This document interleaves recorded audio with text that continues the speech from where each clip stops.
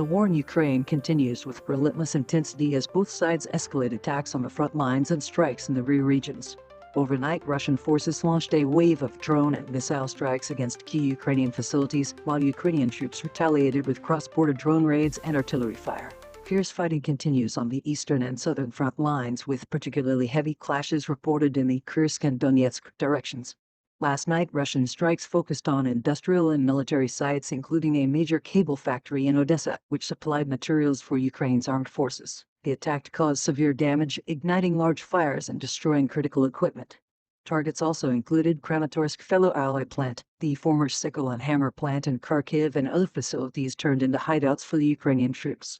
At least one Russian drone strike was recorded on the territory of the Oman training base, causing a large fire.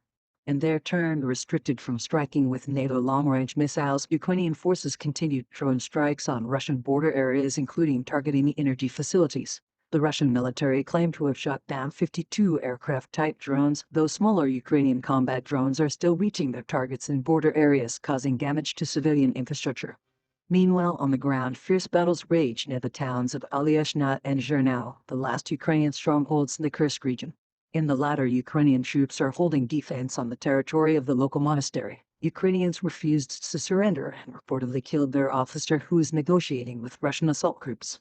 Russian forces have been attempting to dislodge the enemy from the fortress while evacuating civilians from the nearby villages, a process made difficult by Ukrainian shelling of evacuation routes.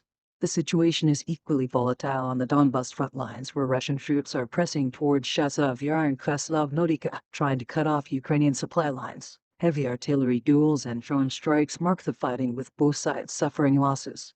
Further south, Ukrainian forces are trying to resist Russian advances around Pokrovsk and on a wide front to the south of Bogatyr, though Moscow's troops have reportedly made small but steady gains.